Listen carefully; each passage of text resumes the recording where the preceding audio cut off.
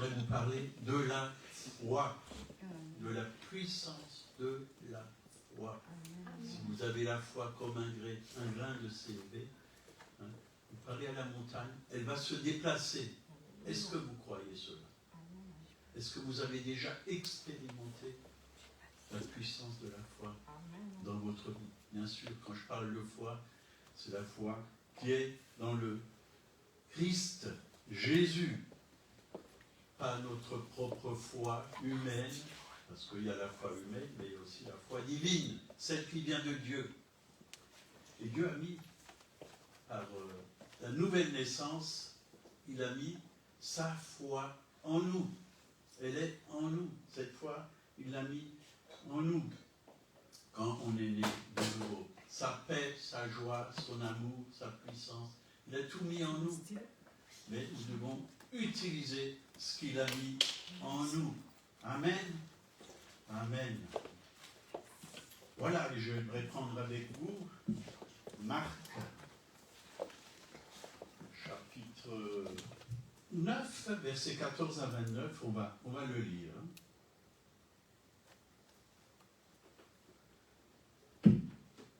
Donc, Marc 9, versets 14 à 29. Donc, lorsqu'ils furent arrivés près des disciples, ils virent autour d'eux une grande foule et les scribes qui discutaient avec eux. Dès que la foule vit Jésus, elle fut surprise et accourut pour le saluer. Il leur demanda, « Sur quoi discutez-vous avec eux ?»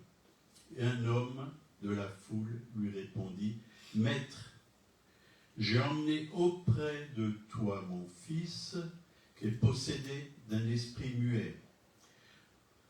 En quelque lieu qu'il le saisisse, il le jeta par terre, l'enfant écume, grince des dents et devient tout raide. J'ai prié tes disciples de chasser l'esprit et ils n'ont pas pu. Race incrédule, leur dit Jésus, jusqu'à quand serai-je avec vous? Jusqu'à quand vous supporterai-je? Amenez-le moi. On le lui emmena. Et aussitôt que l'enfant vit Jésus, l'esprit l'agita avec violence, il tomba par terre et se roulait en écumant. Jésus demanda au Père, « Combien y a-t-il de temps que cela lui arrive? » « Depuis son enfance, répondit-il. Et souvent l'esprit l'a jeté dans le feu et dans l'eau pour le faire périr. Mais si tu peux quelque chose, viens à notre secours. Aie compassion de nous. » Jésus lui dit, « Si tu peux, tout est possible à celui qui croit. » Aussitôt, le père de l'enfant s'écria, « Je crois, viens au secours de mon incrédulité. » Jésus, voyant accourir la foule, menaça l'esprit impur et lui dit, « Esprit muet et sourd, je te l'ordonne, sors de cet enfant et n'y entre plus. » Et il sortit en poussant des cris et en l'agitant avec une grande violence. L'enfant devint comme mort, de sorte que plusieurs disaient qu'il était mort. Mais Jésus, l'ayant pris par la main, le fit lever et il se tint debout. Quand Jésus fut entré dans la maison, ses disciples lui demandèrent en particulier, « Pourquoi n'avons-nous pu chasser cet esprit ?» Il leur dit, « Cet esprit-là ne peut sortir que par la prière. » Amen. Vous savez, parfois il y a des puissances qui résistent, hein, et nous devons prier, persévérer. Et quand on prie, Dieu nous remplit de sa force, de sa puissance. Dieu nous communique son onction, son Saint-Esprit. Et nous avons de l'autorité. Nous devons utiliser cette autorité. Mais nous devons toujours être prêts.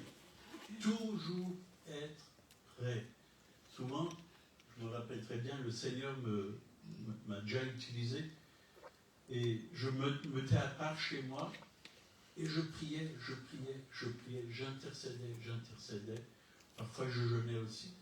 Et vraiment, je savais qu'il y a quelque chose qui se préparait, qu'il y avait un combat quelque part. Et un jour, il y avait Monique aussi, bien sûr. J'étais dans une église.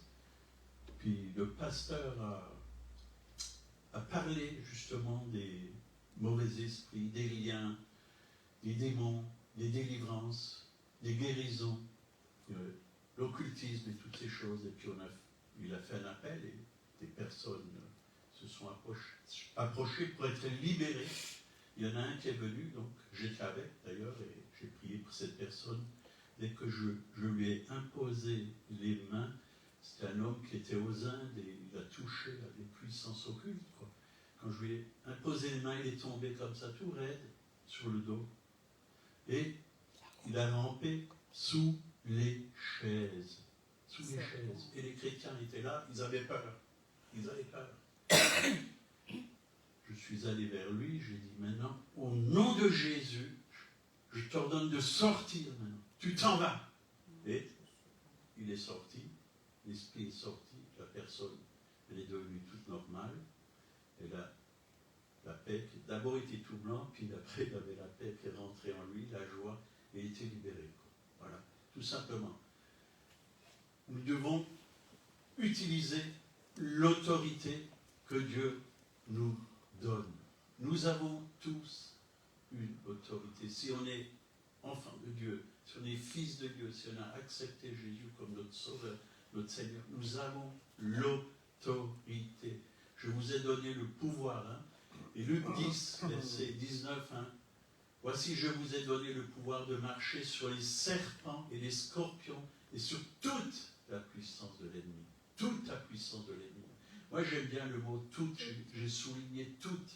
Il n'y a aucun démon qui peut nous résister.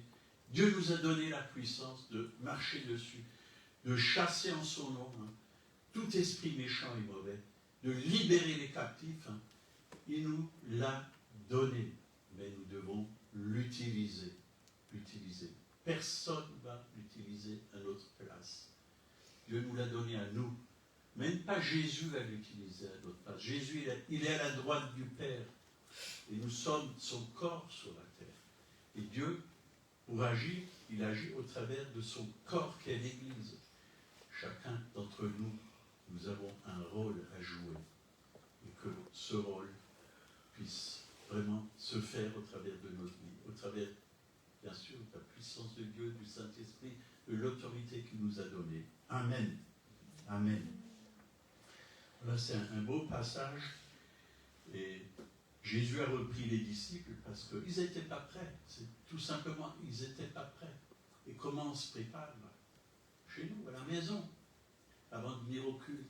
Nous devons nous préparer nos cœurs, être remplis du Saint-Esprit, remplis de cette paix, de cette joie, de cet amour, de la foi, croire que vraiment la foi que Dieu a mis en nous va faire des miracles, que les malades vont être guéris quand on prie pour eux, quand on va chasser les démons vont sortir, on prie pour les aveugles, ils vont voir, que ce soit des aveugles spirituels ou physiques, Dieu le fait.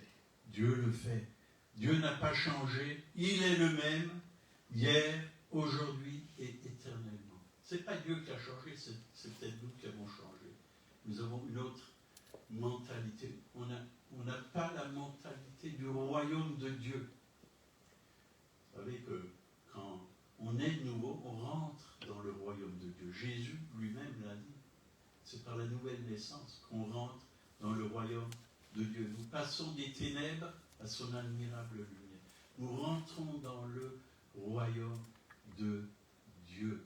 Et le royaume de Dieu, on ne peut peut-être pas le voir avec nos yeux physiques, mais avec nos yeux spirituels. On peut savoir ce qui se passe dans le monde spirituel. Parfois, je regarde des gens et je vois qu'il y a un esprit. Et rien que de les entendre parler, leur langage me montre ce qu'il y a au fond de leur cœur.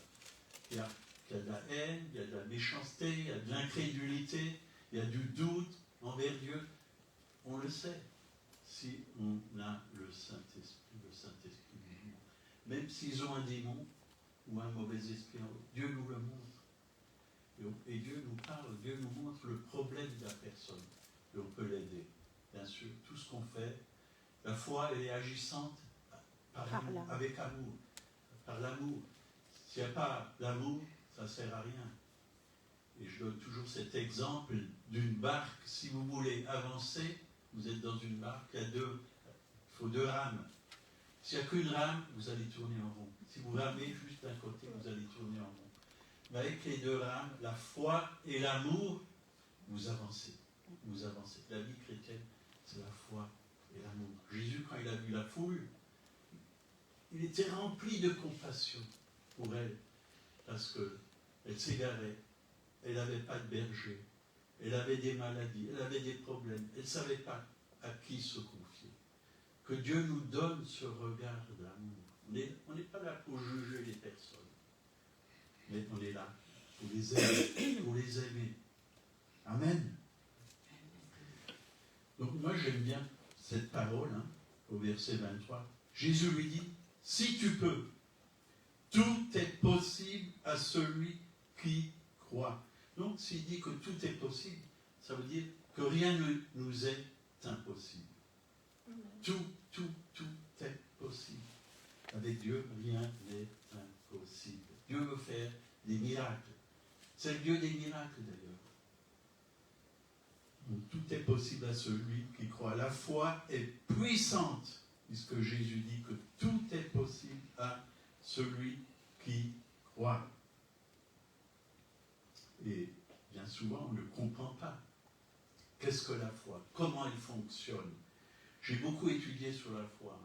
J'ai acheté plein de livres, aussi d'hommes de Dieu qui ont vécu vraiment par la foi. J'ai beaucoup étudié sur la foi.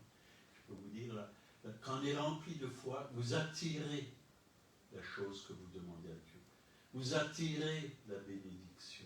Mais quand on est rempli de crainte, vous attirez aussi des choses qui ne sont pas de Dieu. Job l'a dit, ce que je crains, c'est ce qui m'arrive. Donc, moi, je veux être rempli de foi et attirer de bonnes choses. Attirer les choses qui viennent du ciel, qui viennent de Dieu, qui viennent du royaume. Déjà dans mon cœur, mais aussi toutes les bonnes choses que Dieu a pour moi, pour que je puisse pas seulement les avoir pour moi égoïstement, mais pour que je puisse les répandre sur les autres, les bénir. Les bénir. La parole de Dieu, c'est une semence. La Bible, comme je l'ai écrit dans un des livres, le pouvoir de la semence, la Bible, c'est comme un sac qui est plein de semences. Et si prenez les semences qui sont dans la parole de Dieu, que vous les semez, vous allez avoir une moisson, une grande moisson, une très grande moisson. Vous n'allez plus vous plaindre.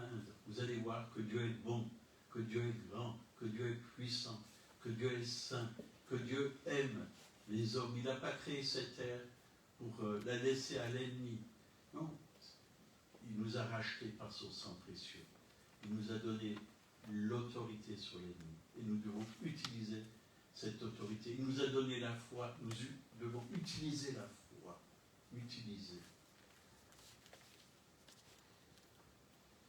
Donc, la foi, elle vient de ce qu'on entend. Et ce qu'on entend vient de la parole de Dieu. C'est pourquoi il est très important de lire la parole de Dieu. Et souvent, je lis la parole de Dieu. Et il y a un verset comme ça, quand je lis la parole, qui me vient dans mon esprit, qui s'illumine à l'intérieur de moi, alors je sais que Dieu veut faire quelque chose. Quand ce verset s'illumine, quand je lis, je sais que je peux m'appuyer dessus et que quelque chose va se passer si je m'appuie dessus. Et c'est ça, la parole, elle n'est pas seulement une parole écrite, mais elle devient une parole vivante, un rhéma de Dieu, puissance de Dieu. Et quand vous l'annoncez, il y a quelque chose qui se passe déjà dans les lieux célestes, quelque chose se passe, et ça ne reste pas dans les lieux célestes, ça vient aussi dans notre cœur, ça vient aussi dans le monde naturel. C'est que Dieu veut faire quelque chose. nous communiquer quelque chose, ou nous donner quelque chose. Ça devient même, je peux dire, parfois matériel. Matériel.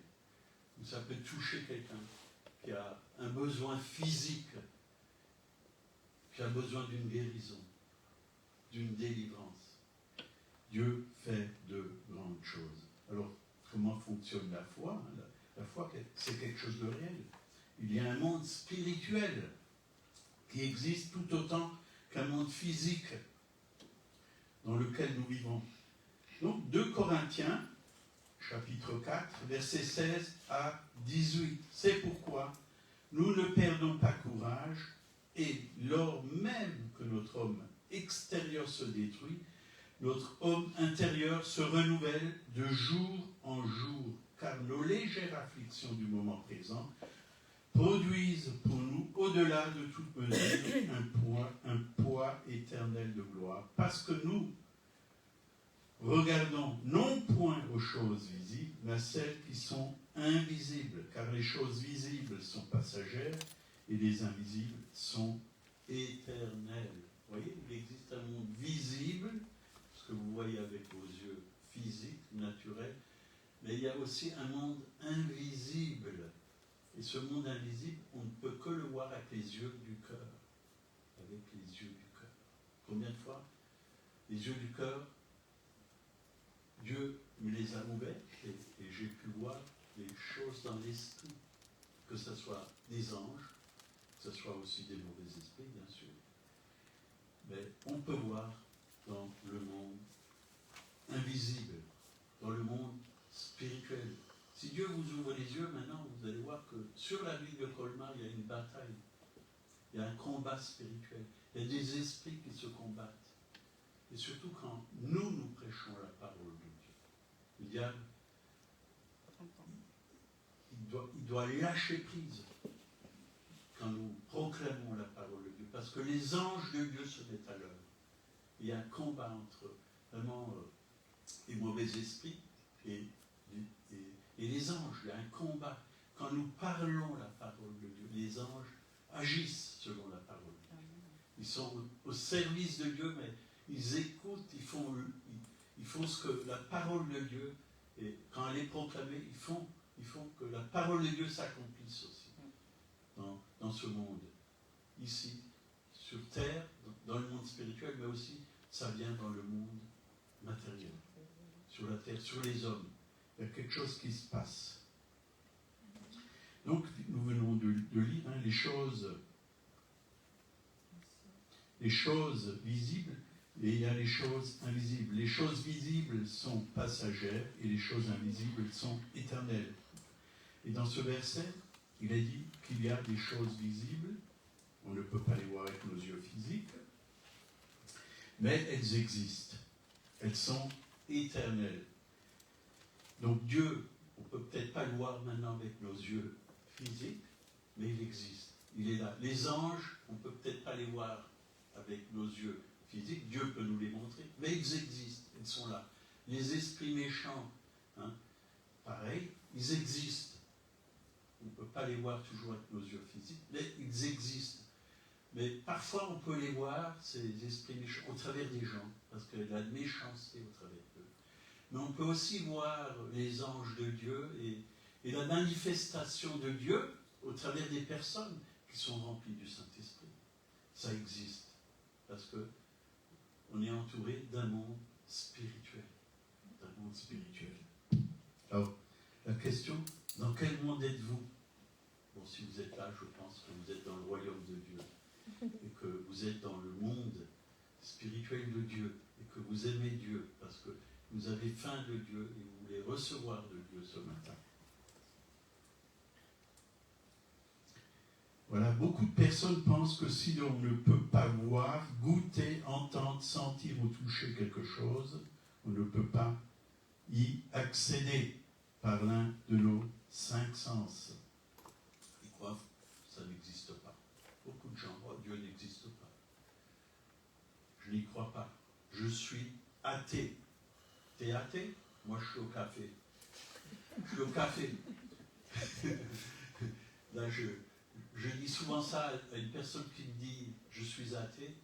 Et elle rit alors, elle rit, puis elle commence à s'ouvrir. Alors, je lui dis, il n'y a pas d'athée, ça n'existe pas des athées. On croit tous à quelque chose. Soit on croit à soi-même, soit on croit... Il y a plein de choses, on croit tous à quelque chose. Donc la Bible dit que nous regardons non point aux choses visibles, mais à celles qui sont invisibles. Donc elles existent, elles sont éternelles, elles ne changent jamais. Les choses spirituelles sont plus importantes que les choses physiques. Le monde spirituel est plus réel que le monde. Le monde spirituel est réel, vraiment. Il est plus réel que le monde physique. Et là, on peut le voir dans l'Épître aux Hébreux, chapitre 11, verset 3. Car c'est par la foi que nous reconnaissons que le monde a été formé par la parole de Dieu, en sorte que ce qu'on voit n'a pas été fait de choses visibles. Donc, il n'est pas dit que les choses que l'on voit ont été faites des choses qui n'existent pas. Elles existent, mais c'est des choses spirituelles. Hébreux 11, verset 1. Or la foi est une ferme assurance des choses qu'on espère, une démonstration de celles qu'on ne voit pas. Donc, la foi est la démonstration des choses que l'on ne voit pas. Par exemple, vous avez besoin d'un vélo, c'est ce qui me vient à l'esprit, et vous demandez un vélo au Seigneur, même si vous ne le voyez pas, ou un piano, si vous ne le voyez pas, ça existe quelque part. Ça existe. Et vous priez pour avoir un vélo ou un piano ou voilà, une batterie électronique, ça existe quelque part. Et vous n'avez peut-être pas les moyens de vous l'acheter, mais Dieu peut permettre que vous puissiez en avoir un ou une. Ça dépend de ce que vous demandez. Rien n'est impossible à Dieu. Et si vous croyez que Dieu vous l'a donné, d'ailleurs, la Bible dit tout ce que vous demanderez avec foi, croyez que vous l'avez reçu et vous le verrez s'accomplir. Tout ce que vous demanderez en mon nom, croyez que vous l'avez reçu et vous le verrez s'accomplir. D'ailleurs, c'est comme ça que je me suis marié. Nous étions dans sous un grand chapiteau, à Chalon-sur-Saône. À côté, la porte ouverte, ça s'appelait, la porte ouverte où j'ai fait ma formation de 2 ans. Et il y avait un serviteur de Dieu qui est venu, qui s'appelait Collins Urquhart, c'est un Anglais, un homme de foi d'ailleurs, qui a vraiment apporté un réveil en Angleterre et un peu partout dans le monde. Il allait même dans les rues avec son église, il y a eu des conversions, des guérisons, des miracles. Et chaque matin, quand on commençait la réunion, la première des choses qu'il disait, encore, avec l'accent anglais, un jour de victoire. Oui, c'était un homme qui avait la foi, il croyait en la victoire de Jésus, et il vivait dans cette victoire. Et à la fin du séminaire, tout à la fin, ça durait 8 jours, Monique était là, elle a passé les 8 jours, je l'ai connue là-bas, la première fois que j'ai vu, c'était là-bas, sous la cloche d'ailleurs. J'ai même une photo. J'ai même une photo. Elle est habillée en bleu comme maintenant. Et je ne l'appelle pas la cigogne bleue parce qu'elle est d'Alsace. Et sa sœur aussi. Les cigognes bleues. Et voilà, j'ai fait connaissance. C'est sa sœur qui me l'a présentée parce que j'ai connu sa sœur avant elle. J'avais cherché à Storkenzoll pour l'emmener dans la vallée de Tann. Et voilà, on a fait connaissance. Puis il y avait des carrefours aussi, puis elle venait aussi au carrefour avec moi. Elle se sentait bien avec moi. Mais bon, il n'y avait rien entre nous, bien sûr. Et à la fin, le prédicateur, il a dit, tout ce que vous demandez, croyez que vous l'avez reçu et vous le verrez s'accomplir. Vous vous levez maintenant, et la chose qui est au plus profond de votre cœur que vous voulez que Dieu fasse pour vous, vous lui demandez, et vous croyez tout simplement que vous l'avez reçu. Donc moi, je me suis levé, elle s'est levée. Moi, j'ai demandé une femme. Bon, dans mon cœur, hein, elle ne le savait pas. Elle s'est levée, elle a demandé un mari. Je ne le savais pas. Elle a demandé un mari. Et on s'est séparés, voilà. Et puis sa sœur, elle m'a donné l'adresse. Elle a dit, voici l'adresse. Nous habitons à Ingersheim. Les parents ont des vignes. Et si tu veux venir faire les vendanges, tu peux venir. J'ai dit, ok, ben, j'ai pris ça, l'adresse, je l'ai mis dans la poche. Voilà. J'ai même écrit une lettre. Ils m'ont dit, je ne sais pas si Dieu veut que je vienne en Alsace pour faire les vendanges. Pour l'instant, je suis dans un manoir parce que j'avais rencontré une dame à cette convention. Elle avait un beau manoir. Elle m'a dit, si ça vous dit, vous n'avez pas de travail, vous pouvez venir. J'ai des travaux de peinture à faire dans ce manoir. Puis je suis allé dans ce manoir faire des travaux de peinture. Elle a dit, là, il y a un frigidaire, il y a à manger, il y a tout ce qu'il faut.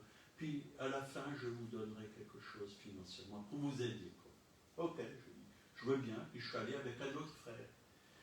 Je suis allé là-bas. Et puis un soir, je me suis mis à genoux, j'ai dit, Seigneur, ben, je t'ai demandé une femme. Maintenant, je crois que je l'ai reçue. Il faut que tu me montres qui c'est quand même cette femme. Hein. Et au moment où je fais la prière, le Saint-Esprit vient sur moi et je vois comme un écran, comme ça, de télévision. Et je la vois elle. Et il me dit, c'est elle. Ouh là là.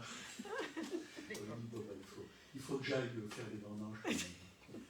Et je l'ai vendangé. Je suis allé à l'université et je l'ai vendangé. J'ai pris le plus gros sécateur que je pouvais prendre et clac, le gros raisin. J'ai pris et j'ai dit merci Seigneur. Voilà. C'est pas vraiment passé comme ça, mais dans mon esprit, oui, c'est passé comme ça. Je l'ai vendangé. Bon, puis quand je suis allé faire les vendanges, en fin de compte, le Seigneur a permis que ses parents me prêtent une chambre pour dormir là-bas.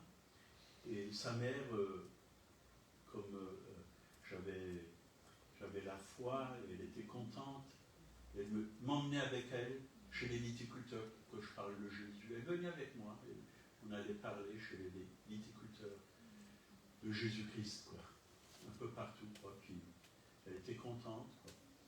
Puis après, ben voilà, je me suis déclaré. Bon, ben, je lui ai dit, si tu crois que c'est ça, je lui ai dit que j'avais des sentiments pour elle, que je l'aimais. Si c'est pour toi juste, tu te mets devant Dieu et tu lui demandes. Je ne t'impose pas ça, quoi. Il ne faut pas que je me trompe. Puis voilà, petit à petit, l'amour, elle est venue dans son cœur. Et Dieu a fait les choses. On s'est fiancés et on s'est mariés. Voilà, puis ainsi de suite. Et bien sûr, quand je suis allé là-bas, j'avais rien. J'avais juste un petit sac avec mes habits, quoi. Bien, j'avais pas beaucoup d'argent, pratiquement rien. Mais Dieu a toujours pourvu à mes besoins. Parce que je croyais que Dieu prenait soin de moi. Je croyais que Dieu allait me bénir, qu'il allait me donner tout ce dont j'ai besoin. Alors, je ne veux pas tout vous raconter, mais voilà, il y avait une maison à côté, voilà, je voulais me marier, il y avait une maison juste à côté, deux maisons à côté de la maison de la mère à Monique. Là, j'ai demandé si vraiment il la louait, il a dit non, il y a un répondeur automatique. J'ai déjà raconté ça, je ne sais pas si je vais raconter. Voilà, et ainsi de suite, et il n'y avait pas de meubles, il n'y avait rien, et j'ai tout demandé au Seigneur, Dieu m'a tout donné, les meubles, tout est venu, tout. L'entreprise, j'avais pas de chantier, j'avais pas de travail, j'avais rien. L'entreprise est venue, je l'ai créée, et ainsi de suite, voilà. Mais quand on est dans la foi, il se passe que de bonnes choses. Que de bonnes choses. Et je vous encourage à être dans la foi. À être dans la foi. Restez dans la foi. Dieu a mis la foi dans votre cœur. Donc la foi, c'est quelque chose qui est à l'intérieur de nous, que Dieu a déjà mis à notre conversion, mais nous devons l'utiliser. Nous devons l'utiliser. Donc Colossiens 2, verset 12, là il est dit, ayant été ensevelis avec lui par le baptême, vous êtes aussi ressuscités en lui et avec lui par la foi. Vous voyez, tout ça, c'est passé par la foi. par la foi en la puissance de Dieu. Vous voyez, la vie de résurrection, elle est déjà à l'intérieur de nous. Spirituellement, on a déjà cette vie de résurrection. Pas physiquement, on a encore ce corps qui est mortel. Mais un jour, si Jésus vient nous chercher, on sera enlevé et on aura un nouveau corps de gloire, comme celui de Jésus. Jésus l'a ressuscité des morts. Hein. Là, c'est marqué très clairement par le baptême. Vous êtes aussi ressuscités en lui et avec lui par la foi, en la puissance qu'il a ressuscité d'entre les morts. Donc cette puissance de résurrection, elle est en nous. Elle est en nous. Nous devons l'utiliser pour emmener la vie. Par exemple, nous devons utiliser cette puissance pour emmener la vie à ceux qui n'ont pas la vie dans leur esprit, qui n'ont pas Jésus dans leur vie. Et nous pouvons proclamer la vie dans nos villages, sur les habitants de nos villages, sur les habitants de Colmar, sur les habitants de chaque village. Un jour, j'étais avec un serviteur de Dieu, puis on roulait, il était assis à côté de moi je roulais, et lui, il était là chaque fois qu'on passait dans un village, il disait, Seigneur, tu bénis ce village, que la vie de Dieu vienne dans ce village, que les âmes passent des ténèbres à son admirable lumière. Et je crois que quand on proclame quelque chose, ça se fait. Ça se fait. Vous voulez voir le réveil? Proclamez le réveil. Proclamez la vie sur vos voisins, vos voisines, sur vos écoles, sur vos entreprises. Proclamez la vie. Proclamez la joie. Proclamez l'amour. Parce que la joie, la vraie joie, elle vient du royaume de Dieu. Elle vient de Jésus et c'est une force extraordinaire. Proclamez que Dieu va mettre la joie sur ceux qui n'ont pas la joie. Proclamez-le. Et il va le faire. Dieu va mettre l'amour dans le cœur des personnes qui sont autour de nous. Oui. Bien sûr, par la nouvelle naissance. Tout ça, ça se fait par la nouvelle naissance. Dieu va mettre vraiment une vie nouvelle dans le cœur de ceux qui sont autour de nous. Et je crois que nous devons voir comme Dieu voit. Jésus, il a tout accompli à la croix. Et le Père, il voit déjà au travers de l'œuvre de Jésus une très très grande moisson d'âmes. Il le voit, il le voit. Nous devons le voir. Nous devons être des hommes, des femmes de foi. Nous devons voir comme Dieu voit. Et Dieu nous donne sa vision. Dieu nous donne sa vision.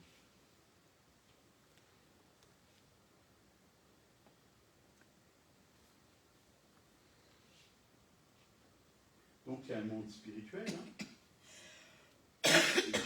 Dieu nous a fait toutes sortes de promesses. Et dans Jean 6, verset 63, Jésus dit, c'est l'esprit qui vivifie, la chair ne sert de rien. Les paroles que je vous ai dites sont esprit et vie. Donc la manière de voir dans le monde spirituel est au travers de la parole de Dieu. Quand on est rempli de la parole de Dieu, on voit comme Dieu voit.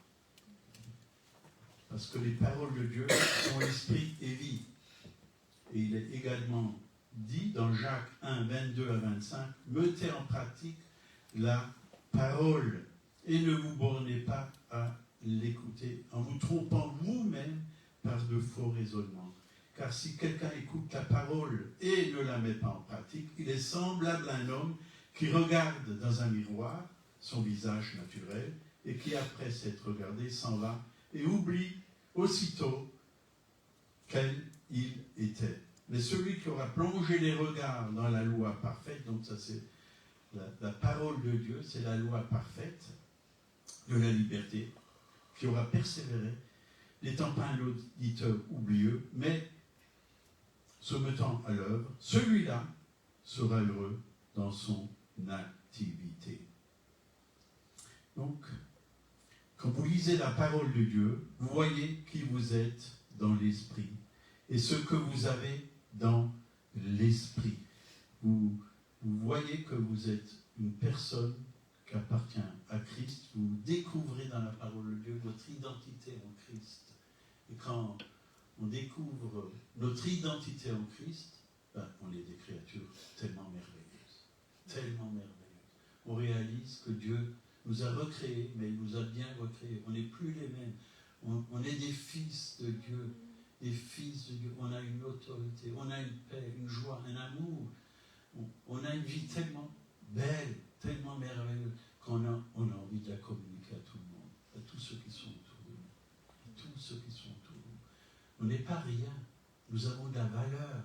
Nous avons du prix à ses yeux. On est aimé, on est pardonné, on est justifié. On a le même esprit que Dieu en nous. Dieu est juste, nous sommes justes comme il est juste. Dieu est amour. L'amour est en nous. Le même amour qu'il y a en Dieu est en nous et nous pouvons le manifester autour de nous.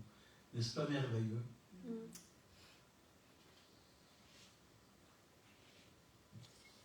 Éphésiens 1, versets 3 à 10. Béni soit Dieu le Père de notre Seigneur Jésus-Christ, qui nous a bénis de toutes sortes de bénédictions spirituelles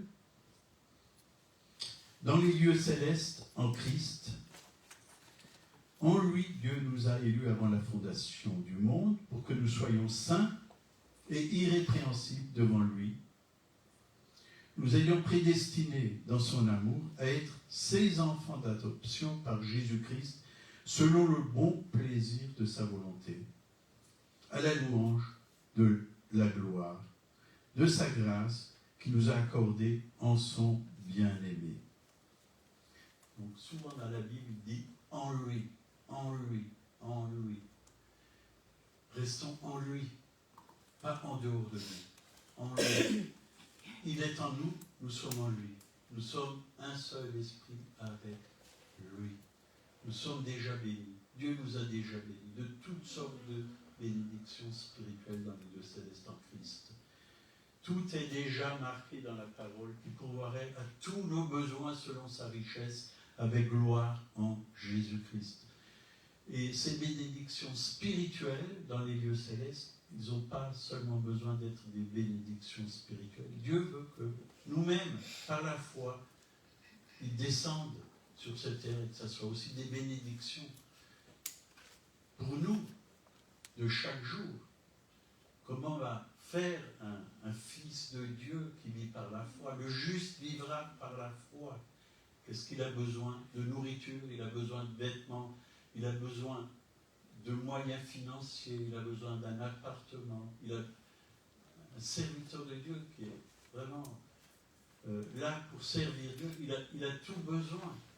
Et qu'est-ce que Jésus a dit? Cherchez, premièrement, le royaume de Dieu et sa justice, et toutes choses vous seront données par-dessus. Et mon Dieu, au travers de Paul, Philippiens 4, 19, pourvoira à tous vos besoins selon sa richesse avec gloire en Jésus-Christ. Et qu'est-ce qui va permettre qu'on reçoive toutes ces choses? C'est par la foi, mettre notre foi à l'action. Moi, je sais que ça marche. Je l'ai vécu. Et je vis encore aujourd'hui. Ça fonctionne. La foi fonctionne. Ça fonctionne. C'est la foi de Dieu en nous. C'est la foi de Dieu en nous.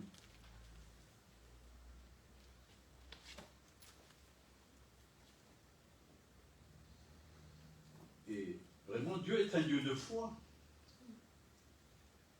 Et la foi, qu'est-ce qu'elle fait? Elle parle. Elle parle. Genèse 1, chapitre 2, versets 2 et 3. La terre était informe et vide. Il y avait des ténèbres à la surface de l'abîme. Et l'Esprit de Dieu se mouvait au-dessus des eaux. Dieu dit, vous voyez, la foi parle, que la lumière soit, et la lumière fut. Et après, vous pouvez continuer le chapitre. Toujours Dieu dit. Quand Dieu dit, il parle. La parole de Dieu dans notre bouche va faire quelque chose. La parole de Dieu est créatrice. La foi de Dieu crée. Nous ne sommes pas les créateurs, mais c'est Dieu qui crée au travers de sa parole. Si vous lisez la vie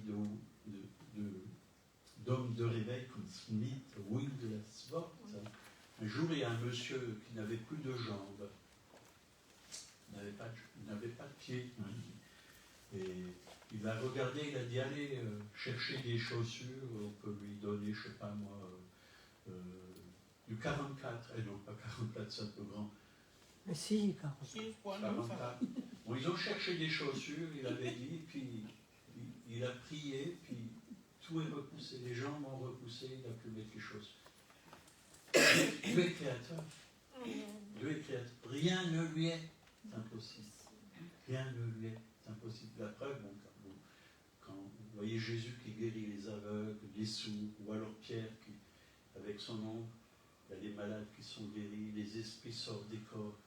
Dieu, la gloire de Dieu est tellement forte que parfois on a juste à passer comme ça. Je connais un homme, il a traversé la rue, il est sorti d'une réunion, il était tellement rempli du Saint-Esprit. Il m'a raconté, il a traversé la rue, il sortait de l'église, et les gens qui étaient autour de lui sont tous tombés par terre, quoi, tellement l'onction était là. Quoi. Et quand les gens tombent, c'est pas pour rien, parce que Dieu, le Saint-Esprit, est en train de travailler en eux. Peut-être les emmener à la nouvelle naissance, peut-être les guérir intérieurement, faire quelque chose.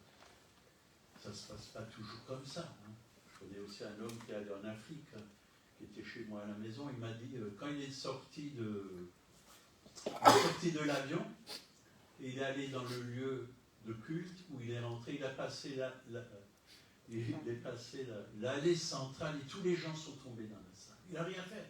Il ne savait même pas où c'était, mais c'était Dieu, c'est Dieu. Et les gens sont tombés, ils étaient guéris, libérés, tout ça. Dieu fait comme il veut, comme il veut. Il y a un autre serviteur de Dieu que j'ai vu quand j'étais à Metz, qui était venu, pas d'Argentine, mais de Colombie. Il est venu apporter la parole de Dieu, c'était très fort. Je passais quelques jours avec là-bas. Et il nous a raconté, son église était petite, et ils ont tout fait pour que cette église puisse grandir. Ils ont fait des cellules, ils ont fait ci, ils ont fait ça. Et l'église ne grandissait pas. Il a dit, Seigneur, on a tout essayé. Et un serviteur de Dieu qui est venu, rempli du Saint-Esprit, et il a dit, d'ici 1 heure, le Seigneur va rentrer dans cette église. Il a eu la révélation. Et quelque chose va se passer. Au bout d'1 heure, tout le monde a regardé à la porte. Parce que la porte était derrière. Les gens se sont retournés. Et puis, un après l'autre, les gens assis sont tombés. Boum, boum, boum, boum. Il y a eu beaucoup de guérisons, de miracles. Et les gens sont rentrés chez eux. Et ils ont dit, ah, il s'est passé quelque chose. Ce matin, l'église, il y a eu plein de guérisons, des vies transformées, tout ça. Et puis d'autres, en entendant ça, ils sont venus. Et l'église a grandi. Aujourd'hui, ils sont plus de 15, 20 000, je ne sais plus. Dans le temps, c'était 13, il y a 10 ans. Mais maintenant, c'est énorme. Les gens sont venus parce qu'il y avait le Saint-Esprit. C'est le Saint-Esprit qui fait grandir la maison de Dieu. C'est le Saint-Esprit qui ajoute, ou le Seigneur, hein, l'Esprit du Seigneur, qui ajoute ceux qui sont sauvés. C'est pas nous. C'est pas nous. Nous, on est là toujours avec des systèmes. On a toujours on cherche des moyens. Mais laissons le Saint-Esprit faire les choses. Lui, il sait bien faire les choses. C'est lui qui attire les âmes à Christ. C'est lui qui combat le péché, de justice, de jugement. C'est lui qui fait les miracles. C'est pour ça qu'il est là. Sans lui, on ne peut rien faire. Vous recevrez une puissance, le Saint-Esprit survenant sur vous, hein, et vous serez mes témoins. Donc, Actes chapitre 1, verset 8, vous serez mes témoins. C'est lui qui fait les choses. Alors, il y a plein d'exemples, hein. L'heure est en train de tourner, bon ça va, on a encore le temps. Là, il nous est dit, 2 Corinthiens, chapitre 4, verset 13, « Et comme nous avons le même esprit de foi qui est exprimé dans cette parole de l'Écriture, j'ai cru, c'est pourquoi j'ai parlé. Nous aussi, nous croyons, c'est pour cela que nous parlons. » Donc, quand on croit et qu'on a la foi, on parle. On parle. 2 Corinthiens 4, 13. 2 Corinthiens 4, verset 13. On parle, la foi parle. Et Jésus, il a parlé. Hein. Il a parlé. D'ailleurs, on peut voir dans Marc 11, verset 20 à 24, le matin, en passant, les disciples vinrent le figuier séché jusqu'aux racines. Pierre, se rappelant ce qui s'était passé, dit à Jésus, Rabbi, regarde le figuier que tu as maudit a séché. Il prit la parole, leur dit, ayez foi en Dieu. Dans plusieurs traductions, il est dit, la foi de Dieu. Ayez la foi de Dieu. Ou comme celle de Dieu. Voilà. C'est la foi qui est surnaturelle. La foi qui fait des miracles. La foi qui vient vraiment de Jésus. C'est la foi parfaite. D'ailleurs, Paul l'a même lui-même dit dans Galates, chapitre 2, verset 20. Je vis dans la foi au Fils de Dieu, qui m'a aimé et qui s'est livré lui-même pour moi. Donc c'est la foi de Dieu. Vivre dans la foi au Fils de Dieu. La foi de Jésus, le Fils de Dieu, c'est Jésus. Jésus a parlé à ce figuier, et le figuier, il a été instantanément, au moment où il a parlé, quelque chose s'est passé dans ce figuier. Il a séché jusqu'aux racines. Normalement, quand un figuier a des feuilles, il doit aussi avoir du fruit. Et s'il n'a pas de fruit, c'est que le figuier, voilà, il ne sert à rien, en fin de compte. S'il n'y a que des feuilles, et il y a des figuiers, j'ai vu, il y a des figuiers, ils n'ont que des feuilles, ils n'ont pas de figues. Au même moment où il a parlé, la chose s'est déjà passée, mais on ne l'a peut-être pas vu tout de suite. Parfois, on demande quelque chose, par la foi, Dieu l'a entendu et il l'a déjà fait, mais on voit le résultat plus tard. Parce que la foi est aussi une semence. Une semence. Quand vous semez une graine, est-ce que vous voyez tout de suite l'épi, par exemple, un épi? Non, il faut du temps parfois. Il faut que ça pousse, il faut que le grain de blé meure. La foi, c'est une semence. Il y a des gens qui ne sont pas tout de suite guéris. On prie pour eux, rien ne se passe. Mais à l'intérieur, il y a une semence qu'on a mis en eux. Et cette semence va se développer pour emmener le fruit. Si on met une semence de guérison, le fruit sera la guérison. Si vous semez des pommes de terre, vous allez récolter des pommes de terre. Il ne faut pas être savant pour le savoir. C'est normal. Et c'est pareil avec la parole de Dieu. Il y a un fruit. Tout dépend de ce que vous voulez. Alors, semez la parole de Dieu. Semez la foi. Marc 11, verset 23. Je vous le dis, en vérité, si quelqu'un dit, vous voyez, la foi, ça parle. Dit à cette montagne, ôte-toi de là et jette-toi dans la mer, et s'il ne doute point en son cœur, mais croit que ce qu'il dit arrive, il le verra s'accomplir. C'est pourquoi je vous le dis, tout ce que vous demanderez en priant, croyez que vous l'avez reçu et vous le verrez s'accomplir. Donc la foi parle, mais la foi écoute aussi, parce que la foi vient de ce qu'on entend. Donc on pourrait dire que la foi a des oreilles, une bouche, mais la foi voit aussi.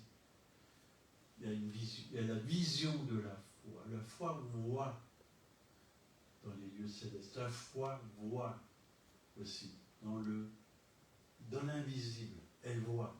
Et j'ai dit il n'y a pas longtemps, vendredi, parce que c'est à peu près le même message que j'ai prêché, mais un peu autrement, sur le Zoom. Quand j'ai commencé mon entreprise, je disais, Seigneur, j'ai besoin de chantier. Et j'ai fermé les yeux, j'ai prié, Seigneur, ouvre les portes.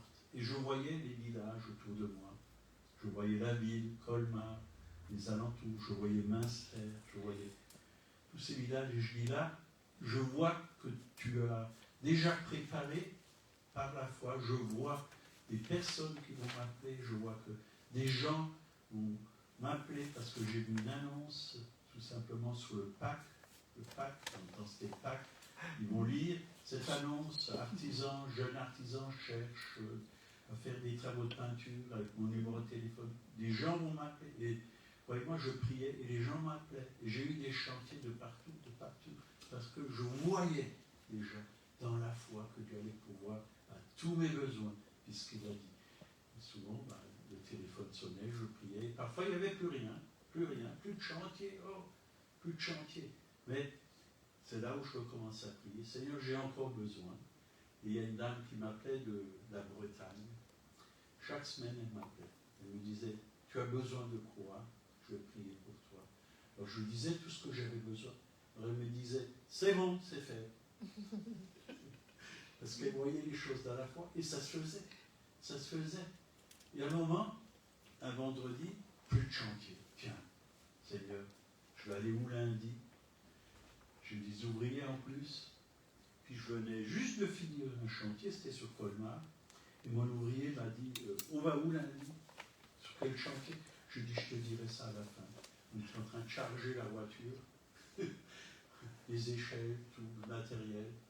Puis il y a un monsieur, juste en face, il me voyait charger la voiture, il dit, monsieur âgé, il faut que je fasse tout mon appartement, c'est urgent. Est-ce que vous pouvez venir le faire lundi? Oulala, je lui dis, ça c'est la foi. Alors j'ai dit, attendez, je viens, après, tout de suite après, je vais vous faire un devis d'abord. Je lui ai fait un devis, il était d'accord, et lundi on est allé là-bas. Et comme ça, pendant plusieurs semaines, c'est arrivé juste à la fin. Dieu, il a voulu voir si je croyais, même si je ne voyais pas. Jusqu'à la fin. Au dernier moment. Au dernier moment. Ça, c'est notre Dieu. Il fait des choses qui nous étonnent. Donc, Hébreux 12, verset 2. Ayant les regards sur Jésus, qui suscite la foi et qui l'amène à la perfection. C'est Dieu qui suscite la foi et l'emmène à la perfection. Dieu la suscite. Donc, s'il y a des montagnes, la foi, si on dit à la montagne, il y a des montagnes parfois qui ont besoin de s'écrouler de l'eau, de forteresses, de raisonnement, de crainte, de peur, que ça se jette dans la mer de l'oubli, et que vraiment vous puissiez être dans la paix, dans la joie, qu'on ne laisse pas toutes ces montagnes se monter de jour en jour et monter et monter. Grande montagne, qui es-tu? Qu'elle puisse s'écrouler, cette grande montagne. Ni par puissance, ni par force, mais par le Saint-Esprit. Par le Saint-Esprit. Donc, il y aurait encore beaucoup de choses à dire. Mais voilà, il y a plein. Mais je vais m'arrêter là. Je crois que je ne peux pas vous remplir la tête. Je préfère vous remplir le cœur. Seigneur, merci pour ta parole. Elle est vivante, elle est agissante, elle est puissante, Seigneur. Que nous puissions la proclamer avec foi, que nous puissions être dans ta victoire. Tu as dit que nous étions plus que vainqueurs par Christ qui nous a aimés. Nous croyons, Seigneur, que beaucoup vont se convertir, vont donner leur cœur à Jésus, vont être transformés. Beaucoup vont passer dans la baignoire par les eaux du baptême, par le baptême du Saint-Esprit. Et que nous allons voir aussi des miracles de guérison, de délivrance, des miracles de toutes sortes, même financiers, Seigneur, parce que tu pourvois à tous les besoins, oui, pour chacun et chacune d'entre nous, Seigneur. Tu connais mieux que nous-mêmes nos besoins et tu es fidèle et bon, Seigneur. Et tu n'as jamais vu le juste mendiant son pain. Tu as dit seulement qu'il en donne autant à son bien-aimé pendant leur sommeil, c'est vrai, c'est merveilleux. Même pendant la nuit, Seigneur, tu nous donnes. Le jour que je dormais, et je devais prêcher le dimanche matin, et pendant que je dormais, le Seigneur m'a donné le message. J'ai rêvé du message, j'ai vu le message, je me suis vu ouvrir la Bible et j'ai vu le message. Parce que je me disais, Seigneur, mais qu'est-ce que je vais prêcher? J'ai rien dans mon cœur. Il m'a tout donné pendant la nuit. Amen. Que Dieu vous bénisse. Amen.